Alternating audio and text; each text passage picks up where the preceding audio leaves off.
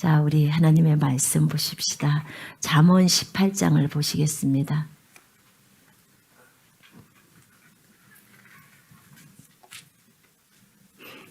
잠언 18장 12절 보겠습니다. 18장 12절 읽겠습니다. 사람의 마음의 교만은 멸망의 선봉이요 겸손은 종기의 길잡이니라. 다시 읽겠습니다. 사람의 마음의 교만은 멸망의 선봉이요 겸손은 종기의 길잡이니라. 아멘. 사람의 마음에 교만이 있습니다.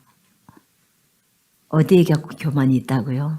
마음의 교만은 멸망의 선봉이라는 말은 당연히 멸망한다 이 말입니다. 반드시 교만하면 반드시 멸망하게 돼 있다 이 말이에요. 그 다음에 거기에 겸손은 종기의 길잡이다 앞잡이다. 겸손하면 반드시 존귀하게 돼 있다고 그 말입니다. 여러분, 우리는 그러면 무엇을 선택해야 합니까? 교만입니까? 겸손입니까? 예, 겸손입니다. 우리는 겸손을 선택해야 합니다. 하나님께서는 교만한 자를 대적하시되 겸손한 자에게는 은혜를 베풀어 주신다고 하셨습니다. 맞지요? 예. 여러분, 저를 좀 보세요. 예. 제가 참 예쁘게 생겼죠? 제가 얼굴에 점이 한 40개 있거든요.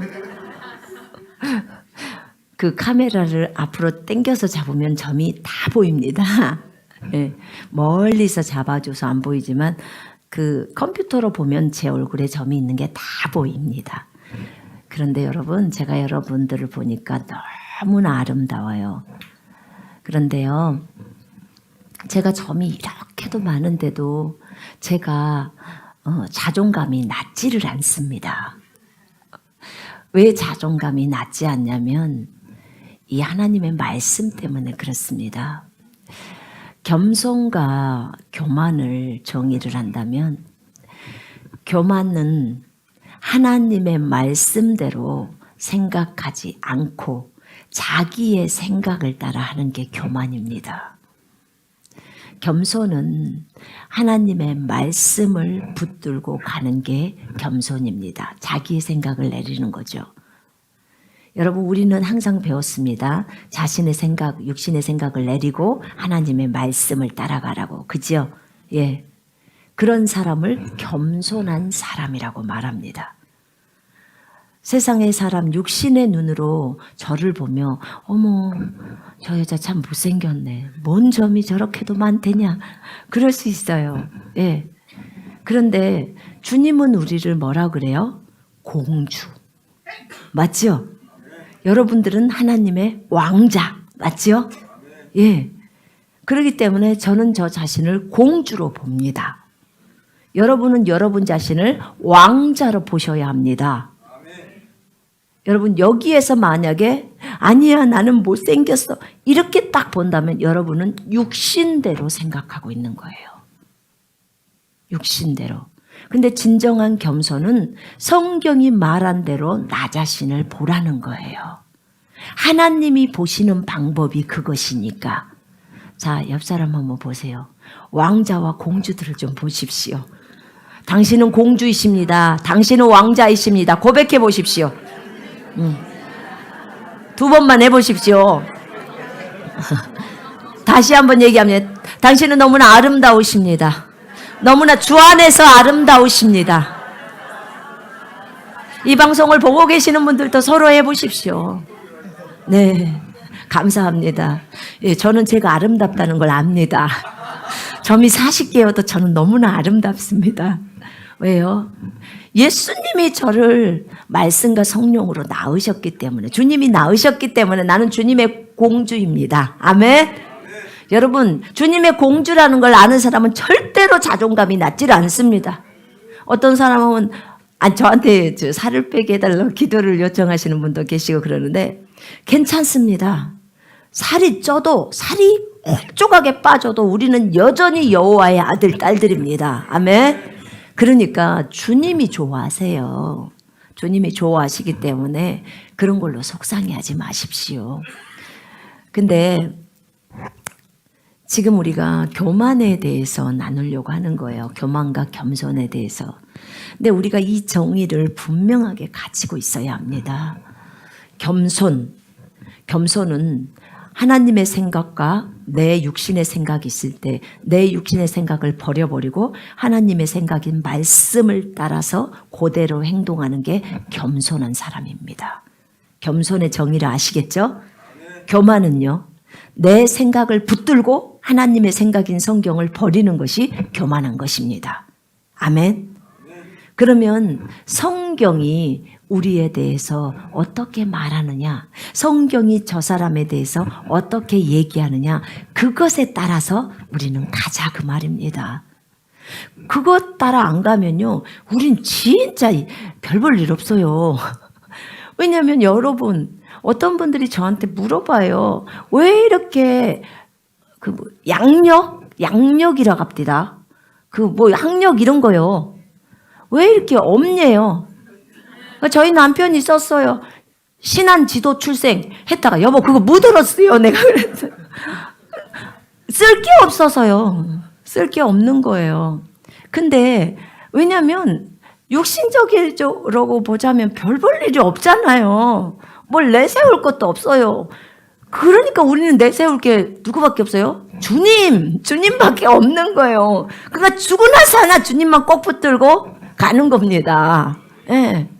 근데 더불어요. 그 다른 것들은 그냥 주님만 붙들고 가면 됩니다, 여러분. 학력이 있건 학력이 없건 얼굴이 이쁘게 생겼던 점이 많던 상관이 없습니다. 공부를 잘했건 못했건, 그죠? 중요한 것은 주님이에요. 주님이 우리를 어떻게 보시느냐, 그것만 초점을 딱 맞추고 가면 진짜 일생이 후회가 없습니다. 정말 후회가 없어요. 여러분, 그 고린도전서 3장에 보면 공력 심판이라고 해서 불 가운데 이렇게 태워지는 거 아시죠? 고린도전서 3장에 보면요. 우리가 그동안에 이 땅에서 일을 했던 거 있잖아요. 일을 했던 것이 하늘나라에 가면 이제 우리는 상급 심판을 받아야 되기 때문에 심판대에 섭니다.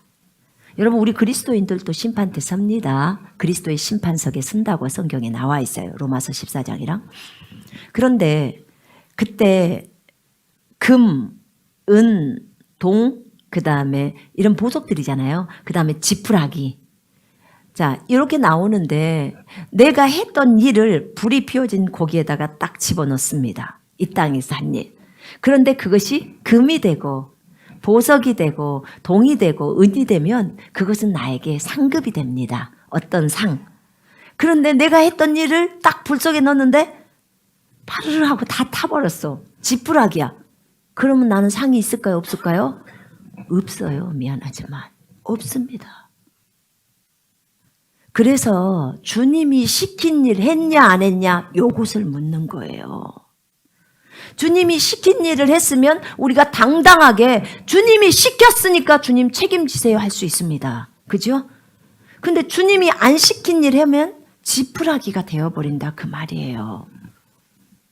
물론 불 속에서 구원을 받는다고 했으니까 구원은 받아요. 하늘나라 간다 그 말입니다. 그러나 상급은 없는 거예요.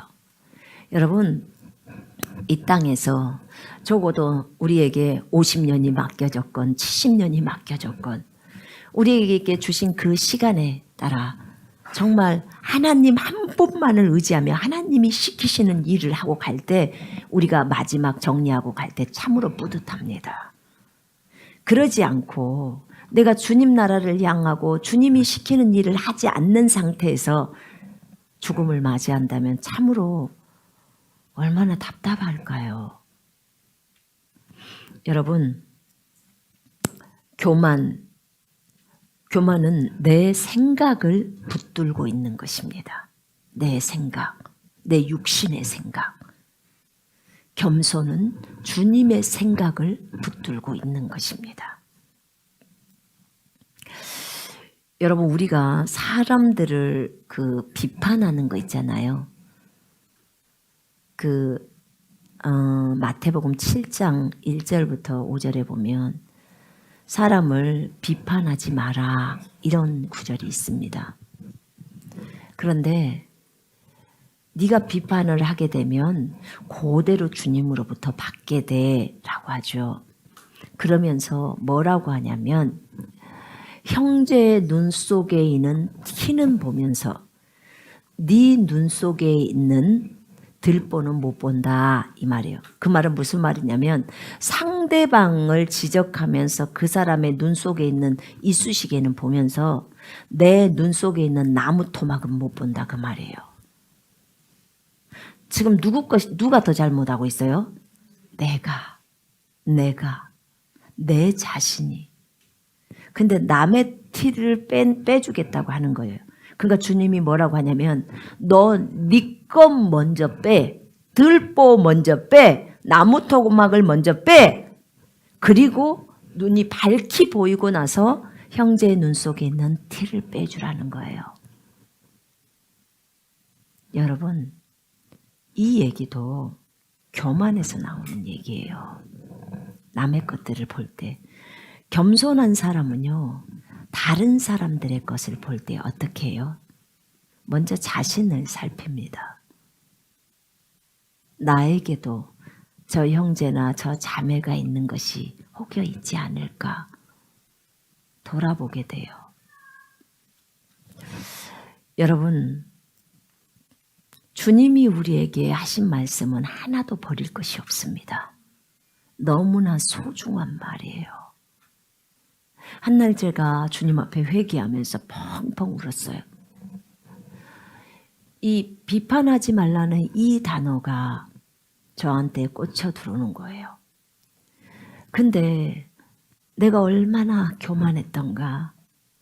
그러니까 다른 사람들을 비판하는 그것이 나오는구나 라고 생각이 드는 거예요.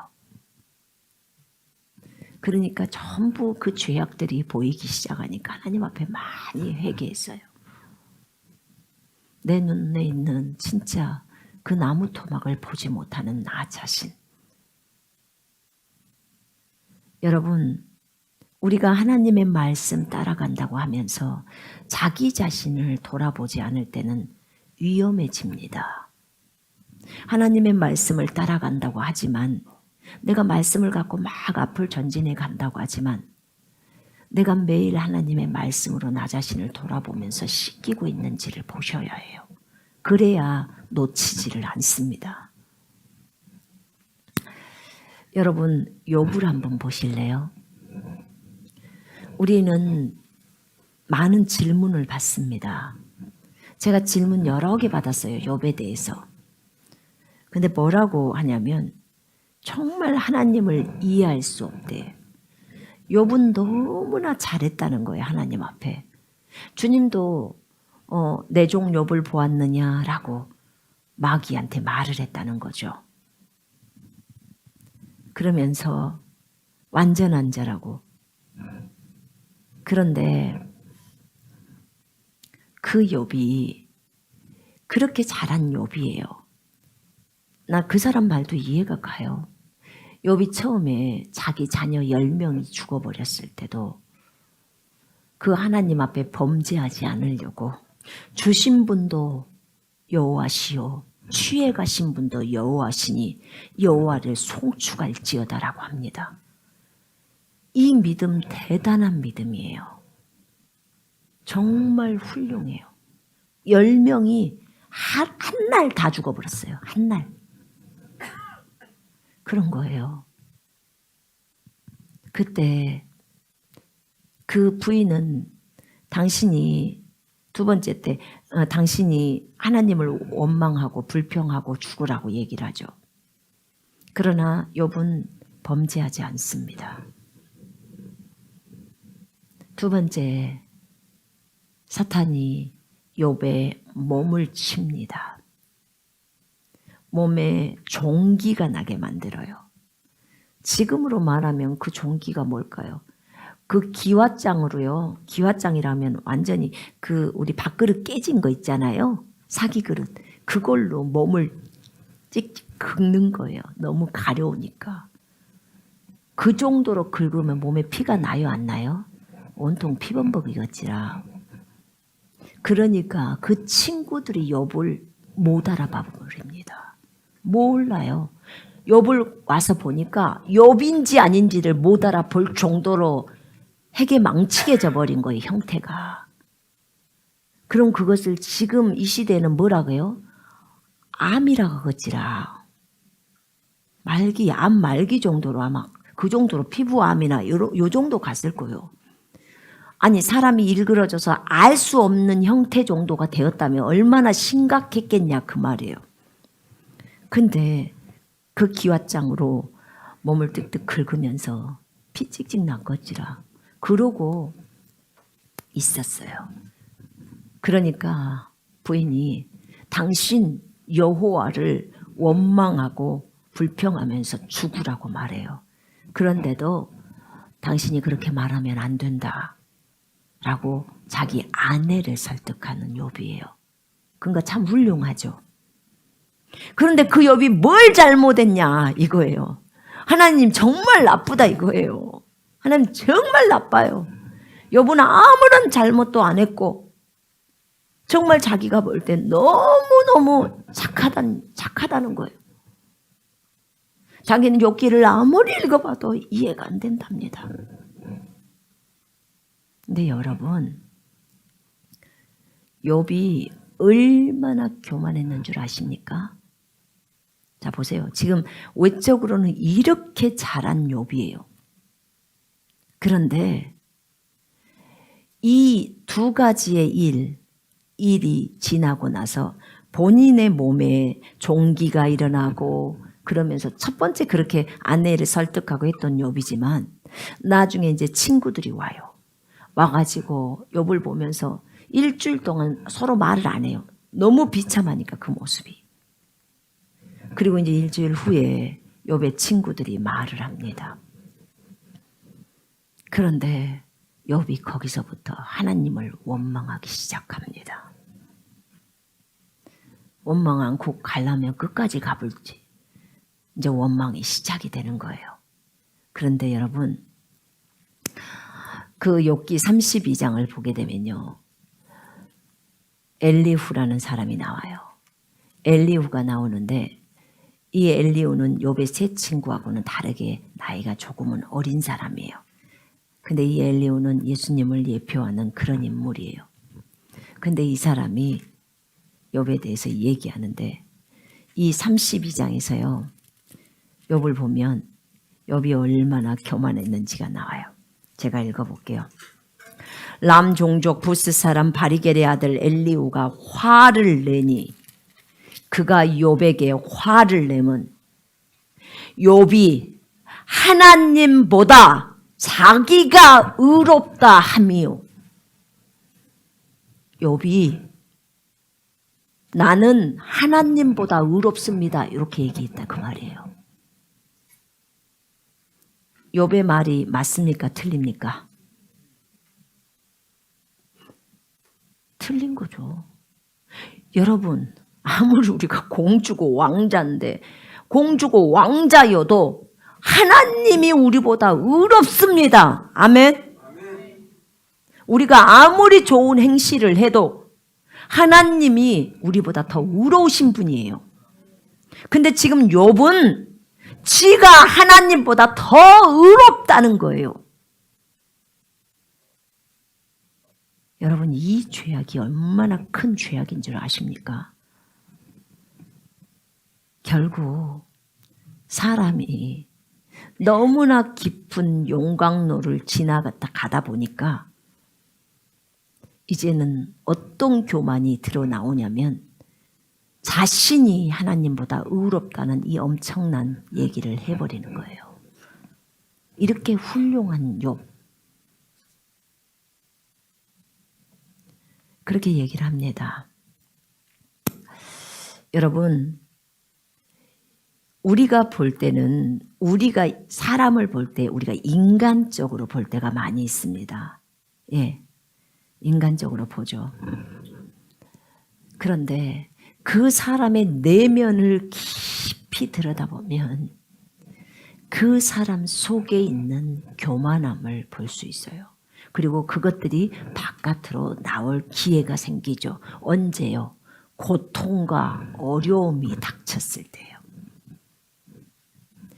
여러분, 고통과 어려움이 닥치면 내 신앙이 진짠지 가짠지가 다 구별돼 버립니다. 다 나옵니다. 평안할 때는 몰라요. 모릅니다. 어려움이 있을 때 나와요. 어려움이 있을 때도 여전히 주님을 찬양하면서 여전히 합력해서 선을 이루실 그 주님을 바라보면서 가고 있다면 그는 참으로 신앙이 아름다운 신앙이에요. 그러나 내가 고통이나 어려움이나 힘든 것이 있을 때 하나님을 원망하고 불평함이 나온다면 나는 아직 어린 사람입니다. 어린 사람. 욥은 자기가 처음에는 잘했지만 중간에 이제 하나님을 원망 불평하면서 자기는 잘못이 없는데 정말 아무것도 잘못이 없는데 자기가 이랬다면서 이제 하나님을 불평하기 시작합니다. 여러분, 어떤 상황 속에서도 우리가 하나님보다 의로울 수는 없습니다. 아무리 이 땅에서 많은 사역을 하고 많은 영혼들을 건졌어도 말입니다. 아멘. 잊으시면 안 됩니다. 이 욥기를 보면서요, 참으로 느끼는 것은 한 사람의 인생이 정말 정신을 차리지 않으면 교만해질 수 있겠구나를 알 수 있었어요. 우리 주님이 처음에 마귀랑 얘기하면서 내 종 욥을 보느냐? 주님이 사랑합니다. 그러니까 마귀가 그래요. 주님, 하나님이 복을 줬으니까 걔가 그렇게 잘하죠. 한번 복을 걷어가 보세요. 그럼 바로 주님을 저주할걸요?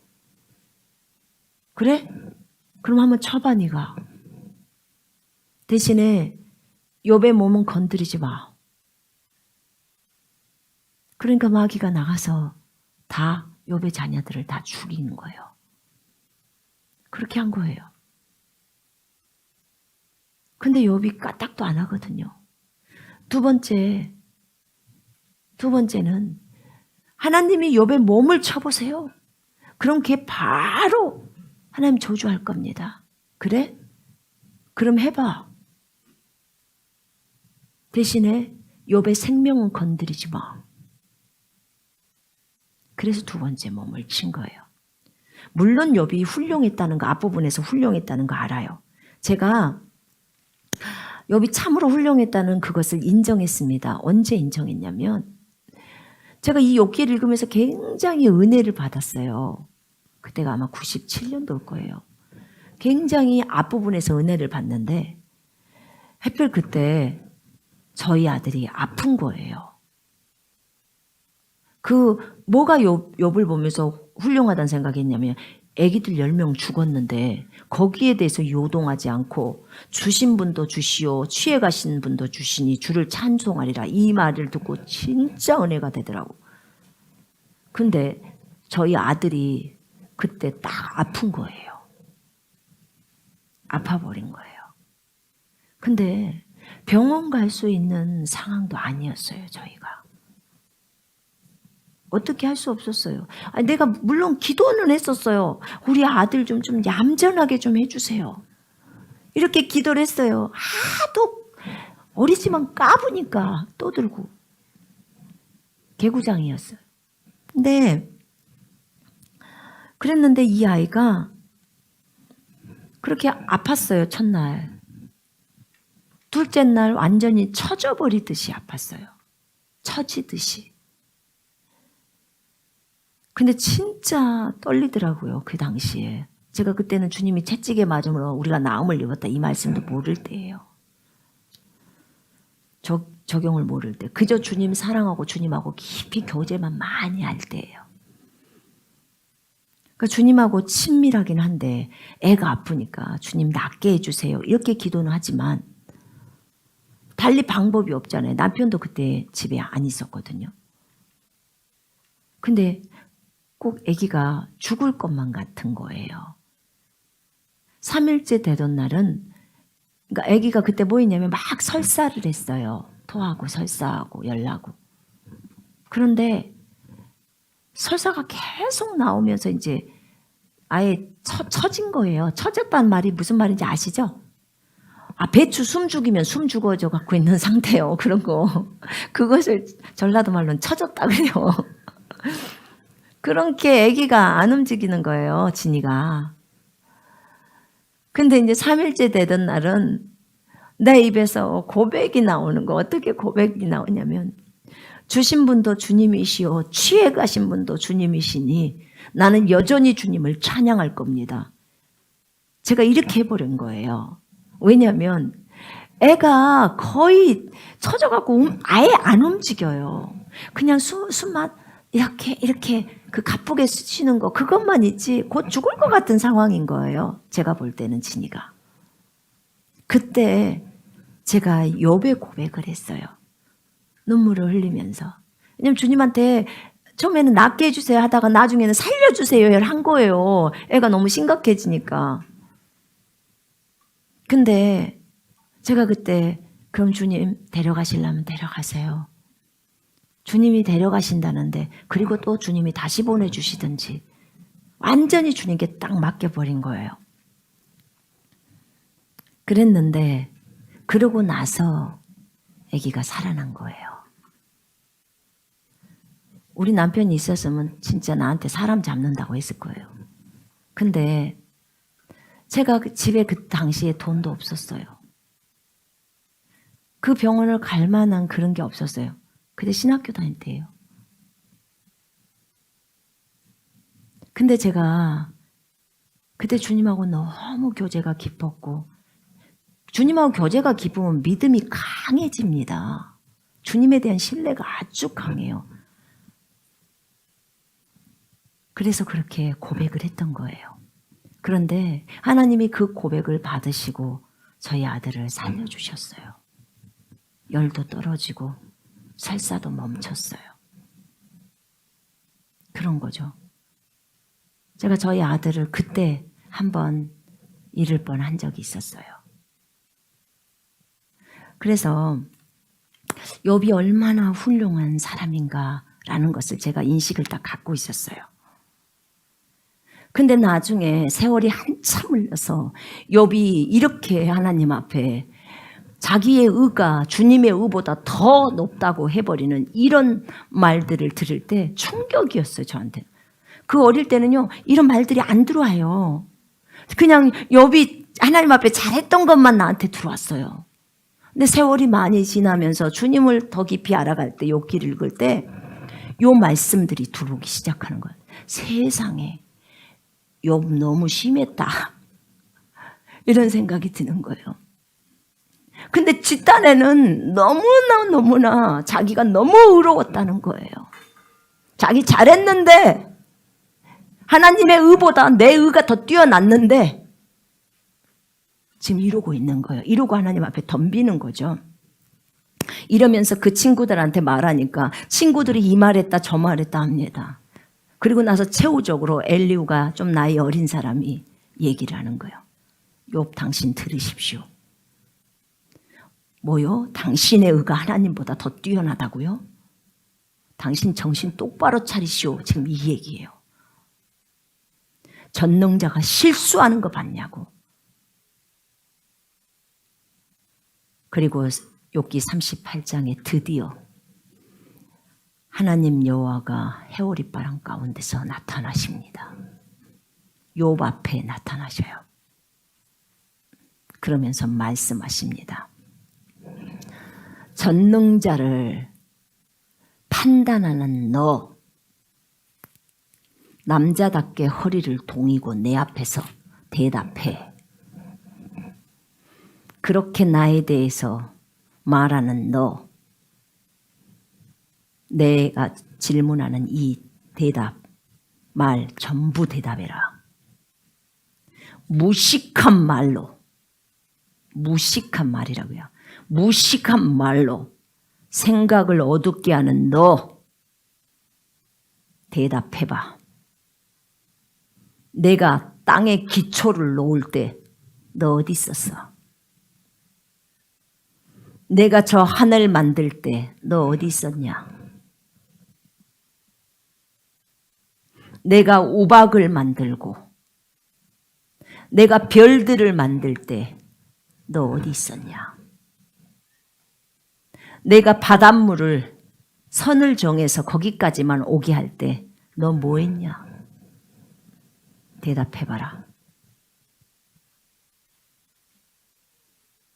네가 동물들이 저 들에서 새끼를 낳을 때 어느 때 새끼를 낳는지, 몇 개월에 낳는지, 그 새끼는 어떻게 길러지는지 네가 알면 대답해봐. 저 들판에 있는 풀들, 저들에게 비를 내리고 저들에게 모든 햇빛을 주는데 네가 그것에 대해서 네가 나를 알아? 네가 우박의 길을 아냐? 네가 번개의 길을 아냐? 어느 때 천둥이 치고 어느 때 교만한 자를 정확하게 흙 속에 집어넣을 수 있냐? 네가 교만한 자의 마음을 다 알고 그들을 다 흙 속에 묻어버릴 줄 알면 그럼 내가 그때 너를 좀 인정할게. 그 얘기를 하십니다. 네가 리비아단을 아니? 내가 그를 엄청나게 만들었다. 내가 너를 만들 것처럼 그것을 만들었어. 너 그것에 대해서 알면 한번 설명해봐. 욥이 보지도 못한 생물들이에요. 알면 설명해봐. 하나님이 욥 앞에서 이런 말씀들을 다 하세요. 그때 욥이 이 38장부터 41장까지의 말씀을 다 듣습니다.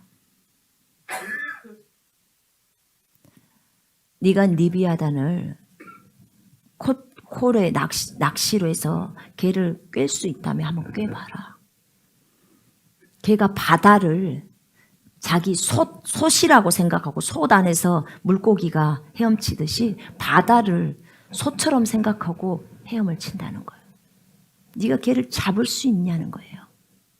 하나님 외에는 못 잡습니다. 그렇게 강력한 것을 주님이 만들어놨어요. 알지도 못해요.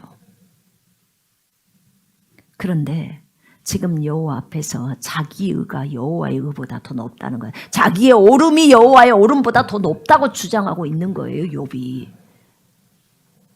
그런 거죠.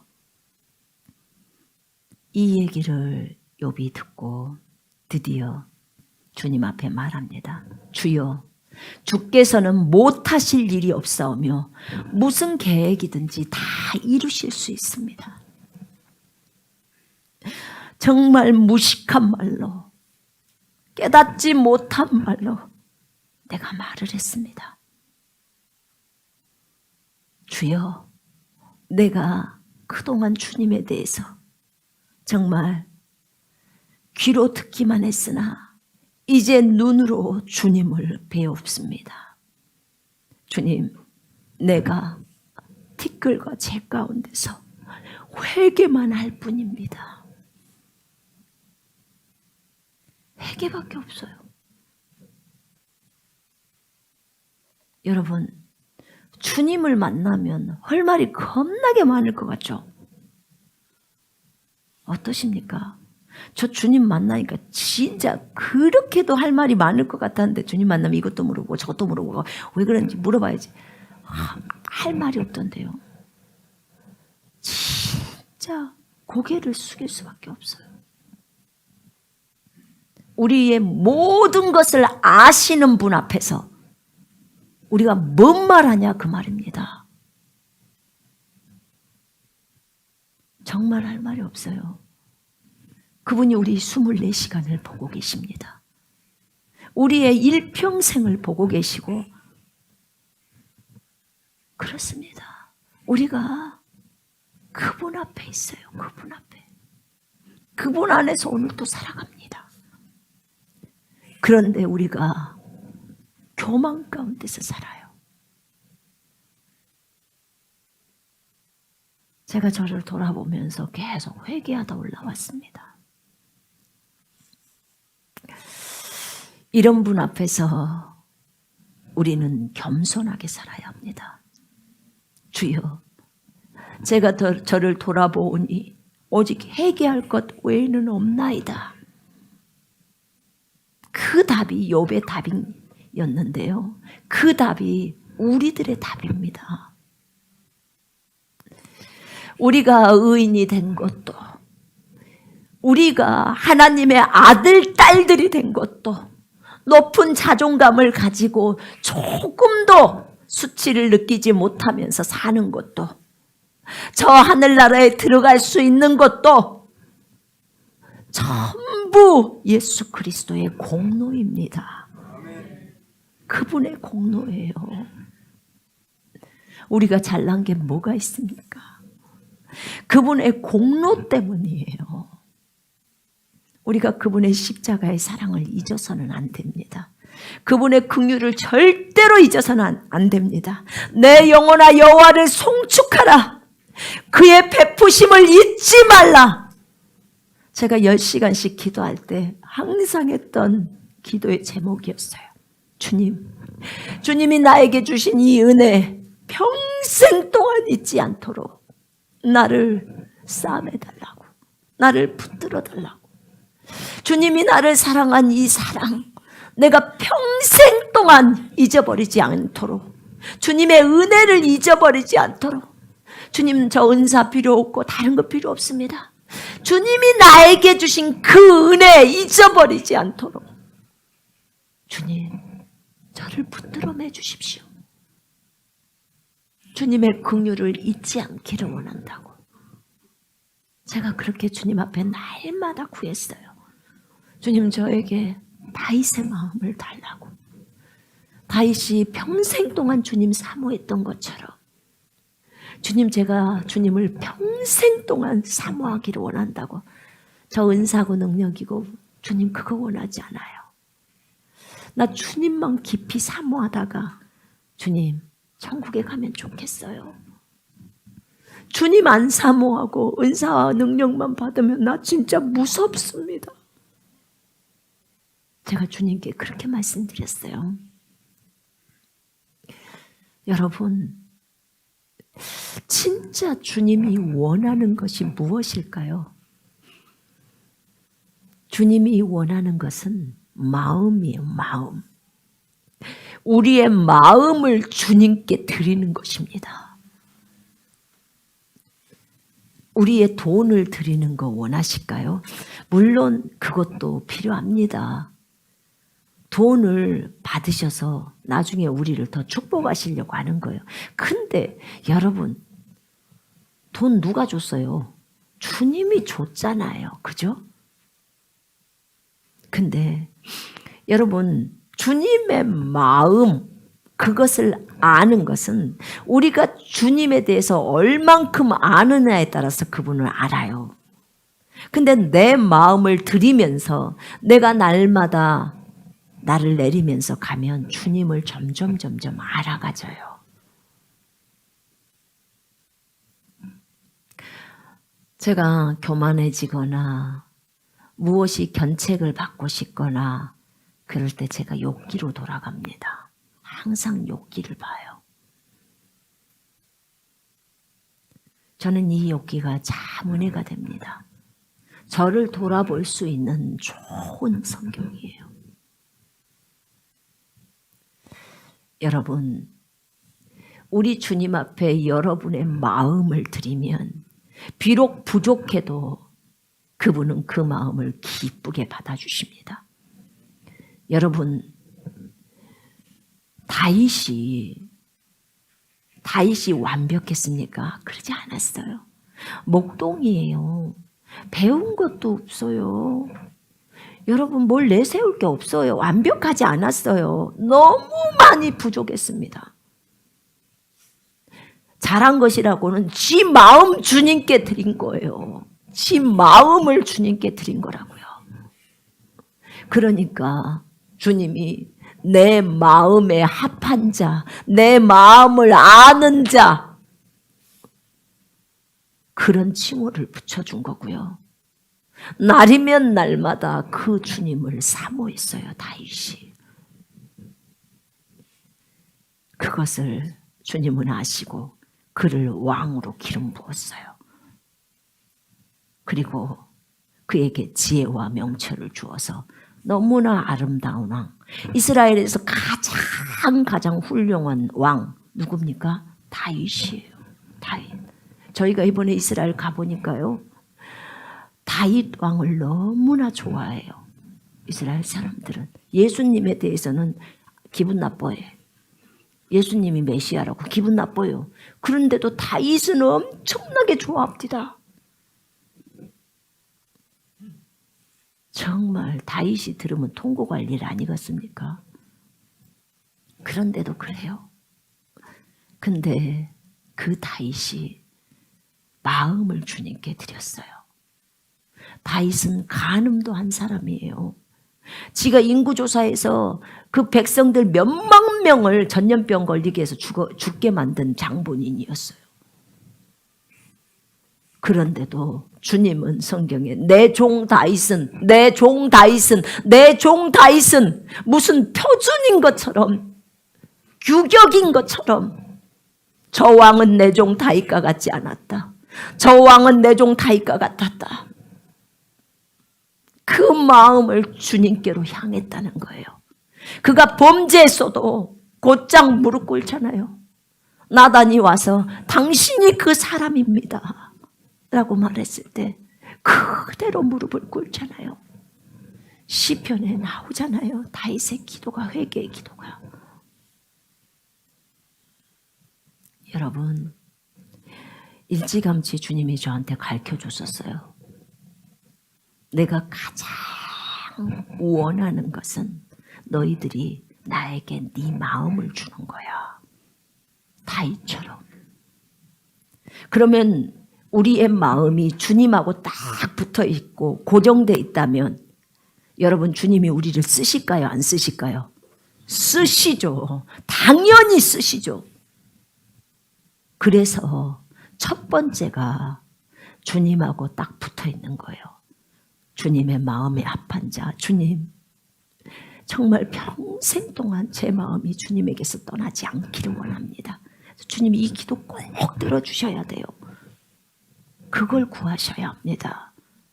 은사와 능력이 먼저가 아니에요, 그거. 여러분, 진짜 주님이 원하는 것이 그거예요. 너 아무것도 안 줘도 너 그래도 나만 따를래? 예, 그래도 따라갈게요. 다 필요 없어요, 주님. 우리 주님이면 충분해요. 여러분, 그 말씀 드렸잖아요. 종. 아버지가 종에게 다 재산 물려주고 아들한테도 한 개 물려줬는데 아들한테 그렇게 유언했대요.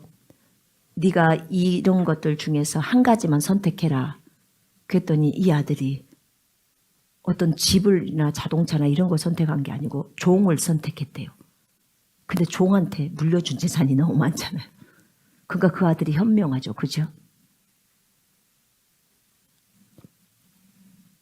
그 누가 얘기하더라고요. 자매님이. 그 종이 예수님 맞냐고. 맞다고. 우리는 예수 선택하면 다 나머지는 딸려오는 겁니다. 아멘. 돈이요? 예수님 잘 믿으면 다 딸려옵니다. 왜냐하면 예수님은 돈도 있으시고 지혜도 있으시고 다 있잖아요. 그죠? 그러니까 예수님 한 분만 딱 선택해버리면 나머지는 전부 덤으로 오는 거예요. 1+1이 아니라 뭐라 그래요? 그거. 딸려오는 거. 사은품? 네, 그렇게 오는 겁니다. 근데 그래서 예수가 우리에게 전부라고 하는 거예요. 주님은 우리의 전부예요. 그 전부이신 분에게만 꽂혀 있자 그 말입니다. 그러면 나머지는 오니까. 이것이 진짜 지혜로운 사람입니다. 여러분, 돈 선택하고 예수님과 멀어지면 이것처럼 미련한 일이 없는 거예요. 돈은 날개가 달려서 날아가요. 그러나 우리 주님은 그러지 않아요. 여러분, 이 회개를 한 욥을 주님은 축복하십니다.